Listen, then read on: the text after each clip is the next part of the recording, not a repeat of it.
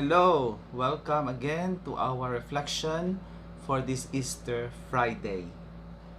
So isa na kasimana ang nagligad sang aton nga paghiwat sang Biyernes Santo nga amo ang nagapadumdum sa aton sa pagkamatay sang aton Ginoong Hesukristo. Dadasig na sa panahon and we are now Easter Friday. Sa sining higayon, ang aton nga mga pamalandungan ang mga istorya na hanungod sang pagpakita sang aton Ginoo sa iba naman nga mga gospel.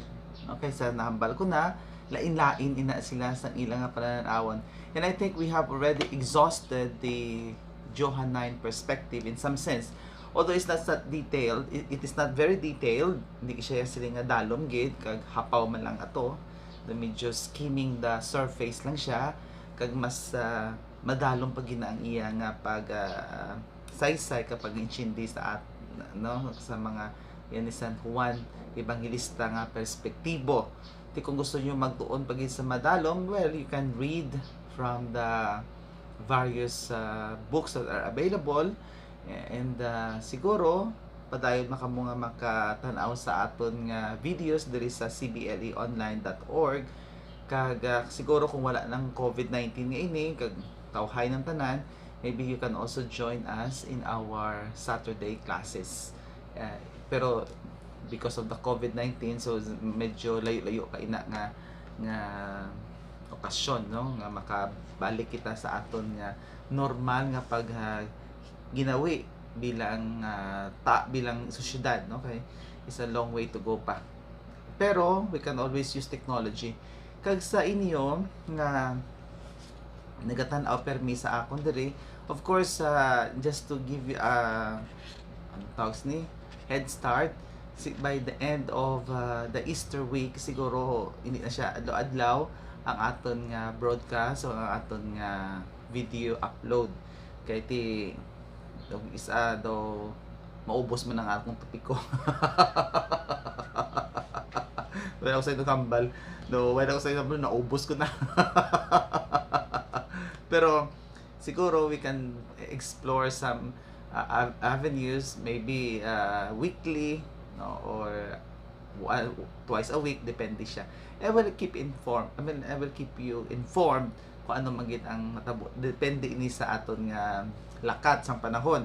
Pero you be assured nga we will continue to use this online platform sa aton nga evangelization. Kung isa daw ginakapoy naman ako gani, isa daw mas ano lang topic ni hambal ko man.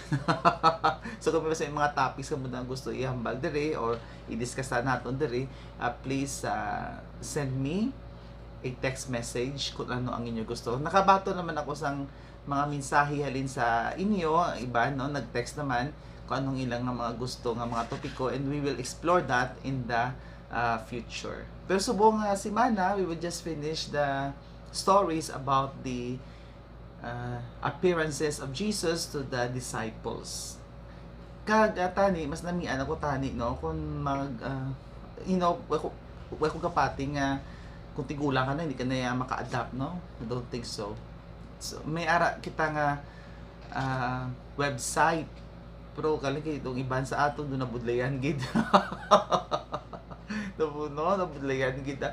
Pero kung may mga young people kamo dira, pwede nyo gid bala matun-an bala, no? So the website, dira na siya nako na compile ang tanan nga mga videos nato. Kaya mas makapost na lang siya mag-scroll down kag magtan-aw sa mga mag-review sa aton nga ginatan-aw. So buong dire.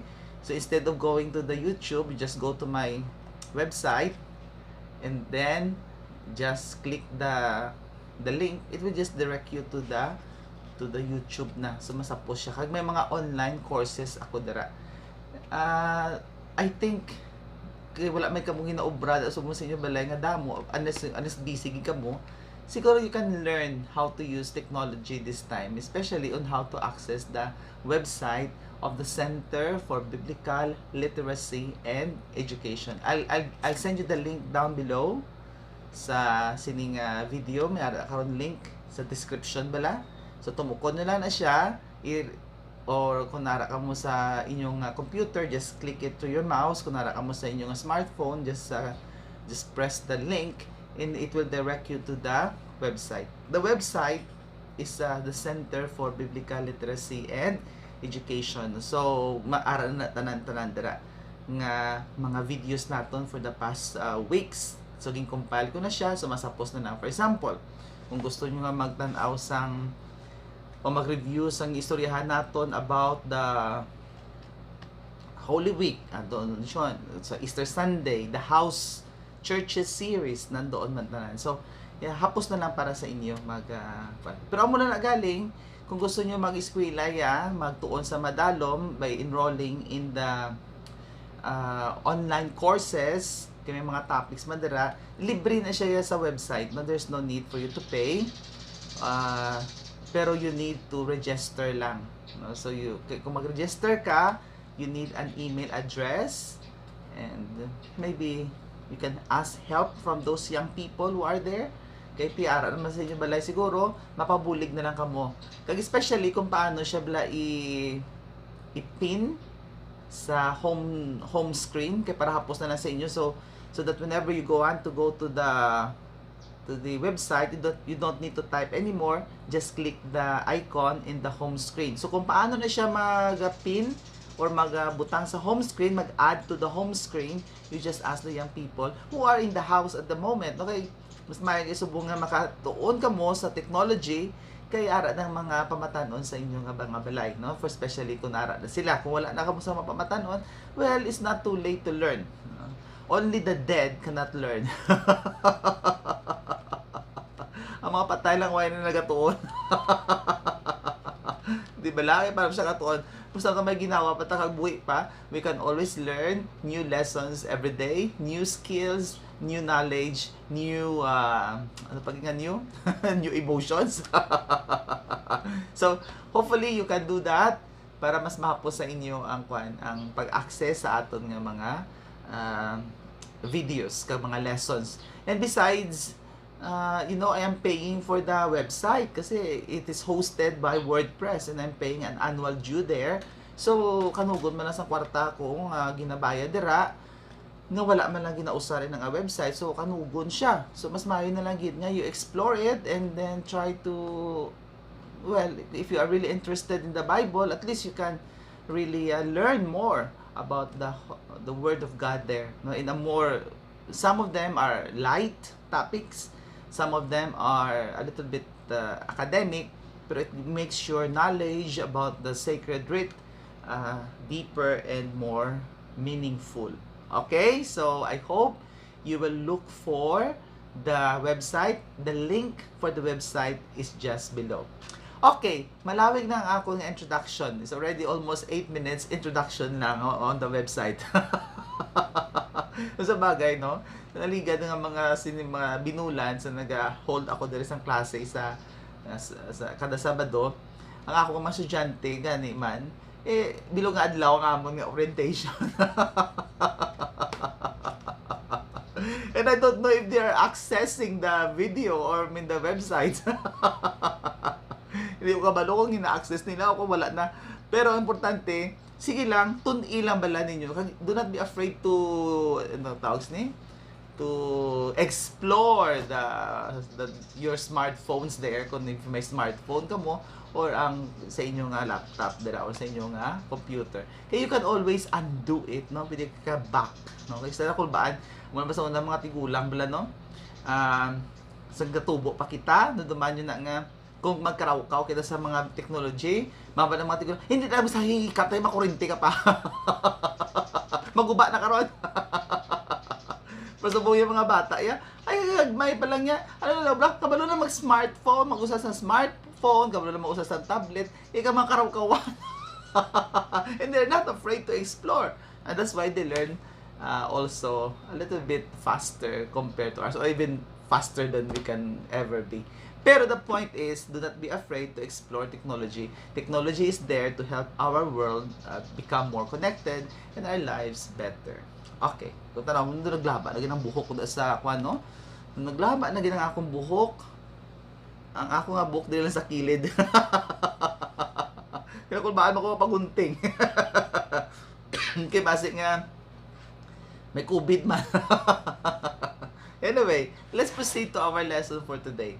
Our lesson for today is the gospel will focus on the Gospel of Mark. So si San Marcos kita kay San Marcos kita nga ma-focus nga gospel perspective sa sini nga adlaw. And we will be looking into the shorter ending. Bala mo ang Gospel of Mark, duwa na siya ang iyang ending. There's the shorter ending and then the longer ending. Nagsiling sila nga in comparison to the briefer ending, ining longer ending are found in some less important manuscripts. Pero sa huli, accept na in is part of the canon and it was defined in the Council of Trent. So ang shorter ending naman niya is found in the 7th to 9th century Greek manuscript. So anong silingon? Ang silingon is there's a possibility that the longer ending were added after the Gospel of Mark was already completed. For what reason nga gindugangan nila sang longer ending, dugangan nila sang verses, sang stories, we don't know. Scholars are of different opinions. We will not go into that anyway. It will be a long topic to discuss. But the fact is, there are two endings in the Gospel of Mark. The shorter version and then the longer version. Or the shorter ending and then the longer ending. The longer ending is found in Mark 16, verse 9 and following. So it starts at verse 9 and following with the story of Mary of Magdala, the appearance to the disciples, the commissioning of the 12, the ascension of Jesus, and so on and so forth. Okay. On the other hand, the shorter ending will tell us about the report of the disappearance or rather the empty tomb to Peter, and then that's it. No? So, wala na yan. Mga commissioning na. Wala na kay Mary. So, the two disciples no more. So, it gives us a different view. A different feel now. Okay, let us see. Let us look at the shorter ending. When the Sabbath was over, Mary Magdalene, Mary the mother of James, and Salome bought spices so that they might go and anoint him.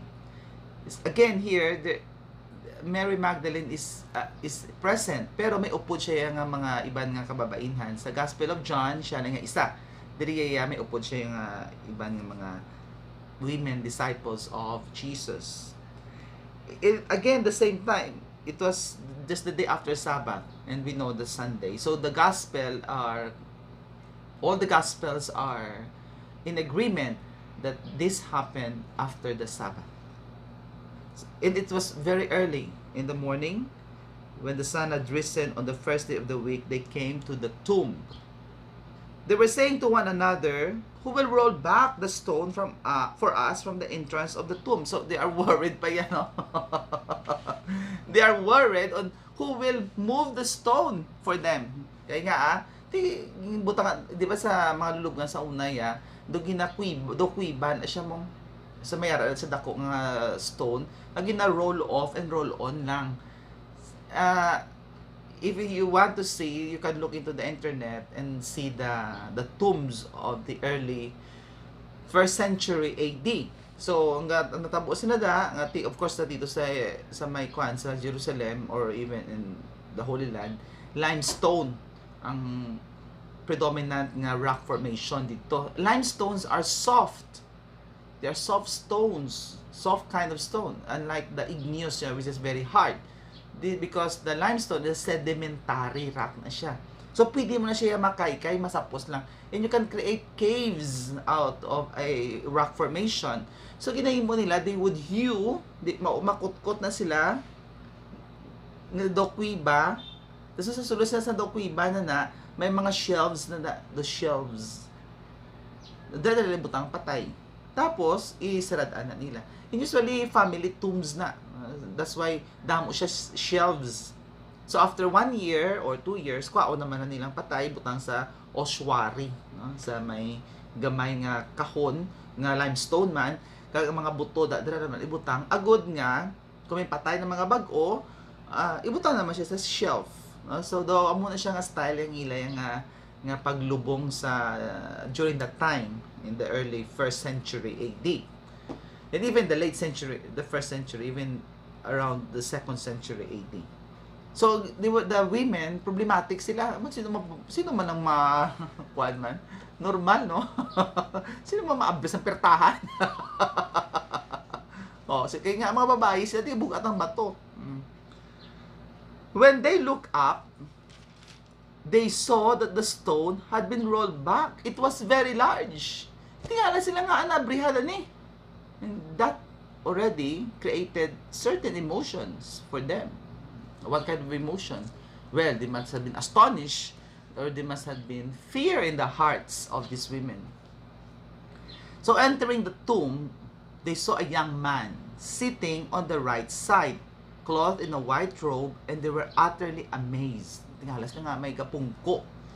Nga isa ka pamatanon dito sa may tuo nga dampi sang shelf, no, or sang lamisa nga daw gyatungtong patay da. And he said to them, "Do not be amazed. You seek Jesus of Nazareth, the crucified. He has been raised. He is not here. Okay. Behold the place where they laid him. It's empty." Yan. Okay. Now let us look at this in the Markan Gospel. You know si Mark, mahilig na siya maghatag sang epithet, no? Epithet. Anyway, Jesus of Nazareth. Usually, amo ginapermi, even the demons would proclaim, "You are Jesus of Nazareth." Yan. Pero dire may sugpon na the crucified. Jesus of Nazareth, the crucified. Sa una ya wala na ya, you're Jesus of Nazareth, the son of God. Some demons would proclaim that. Pero here, it's no longer that simple nga Jesus of Nazareth, but Jesus of Nazareth, the crucified. And it is very important, really, in the understanding of the person of Jesus. Sino si Jesus? He is Jesus of Nazareth, a historical person, but he is the crucified one. Behold the place where they laid him. It was empty.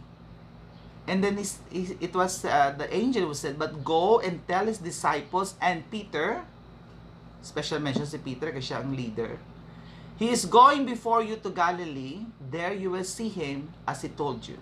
Okay, so I have explained that in the previous video about the going back to Galilee. I won't go into that, but I will just focus on the last verse in verse 8. Then they went out and fled from the tomb. Imagine, no? Pag mga babae, no? Karangkaran sila. Naglagyo sila. Seized with trembling and bewilderment. Imagine, amo nang ilang reaction, no? Natural magikon ikaw man, no? Nakabati ka dahil sang ginamba sang atong pamatanon, siguro anghel ato para sa ila pananawan o kung ano man, we don't know the, but they were seized with astonishment and fear. They were trembling. They said nothing to anyone. Imagine, ginabalan sila nga lakat ng mga magpanugid, pero anong himo nila? They said nothing to anyone, for they were afraid. And that's the end of the gospel. You see? That's why, ang iba ng mga scholars nagasiling nga, ay naano man ini nga punta, siguro that's why nga nagtinuhaw ng mga shorter ending, kag longer ending na.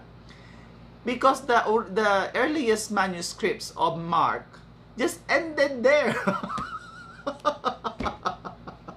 Imagine, it's a bad ending.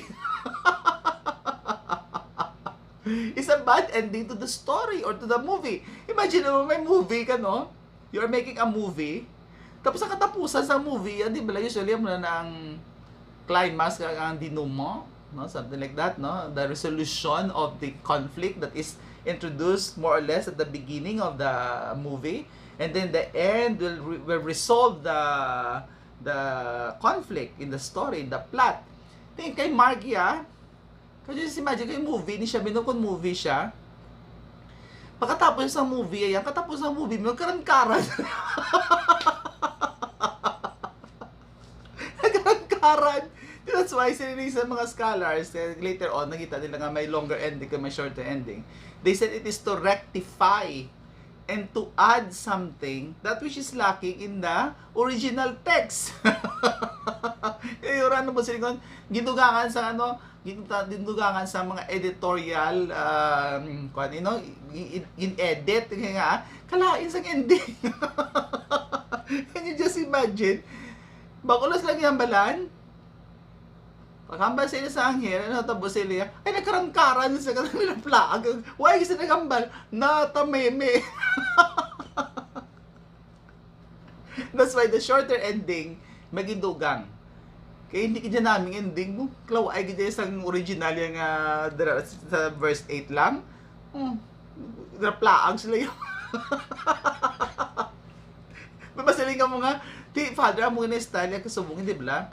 May style niya ang mga movies siya kapag rin na plaag ya o amon na klase ending may kwan man na may part 2. Di ba no? Usually sa mga movies no pagkatapos ng part 1 bing original bing sa isina nga movie series magwa na yung mga credits, di ba? Mga directors, mga cast, etc. So katapos na may aras na gamay ng mga clips that would motivate, no, that will kung sa kabila matagaan nila sang patikim, no, sa next naman nga part 2 na basta sila basta ikaw motivator basta amo na siya so may part 2. That's why nga it ended there. Well, pwede. Pero as we know it, the early Christians added, so in the shorter ending ang ilang kundi amo na to sa chapter 8, no. Ang shorter ending is dugang daya. So they said nothing to anyone for they were afraid. Pero bago sa nga bala nga mahambal. So da naguntat. So ang shorter ending is dugang. And they reported all the instructions briefly to Peter's companions. Afterwards, Jesus himself through them sent forth from the east to west the sacred and imperishable proclamation of eternal salvation. Amen. So doon namin no? Tapos na sila lang yung kuhan sila, nagkaran-karan sila, nagpralagyo, kaya kinulbaan sila. And that's the shorter ending I mentioned. And then the other one, the longer ending, sugpon sila day, and they said nothing to anyone for they were afraid.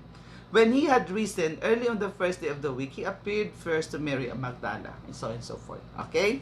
So you see, the Gospel of Mark is very interesting. Because in the earliest manuscripts of the Gospel of Mark, it really ended miserably. The disciples, the women disciples, and the men disciples ended in a miserable note.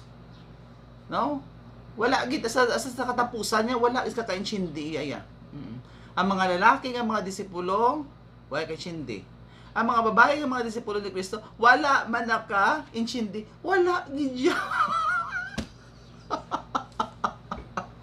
Kaluoy mo sa ila, no? Kita makaluoy, kita kay di ba nakainchindi. So anong yung leksyon diri? Actually, the scholars and the commentators would tell us that this is so because the Gospel of Mark is written for those Christians in Rome.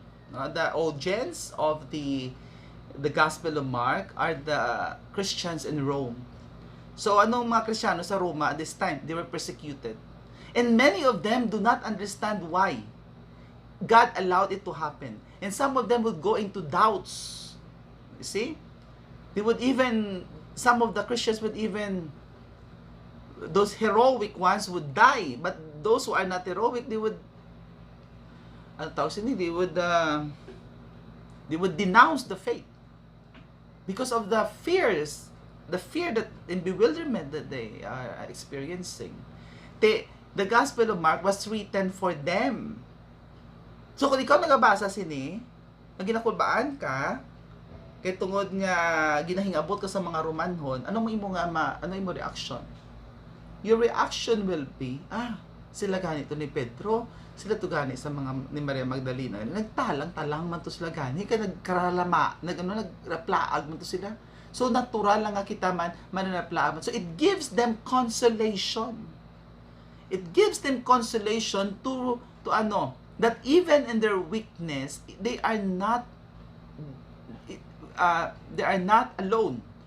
Or in their weakness is not the end of the story. So you see the point? Hindi tungod nga mahuyang sila, wala na, tapos na. As if Christianity is only for the strong. No.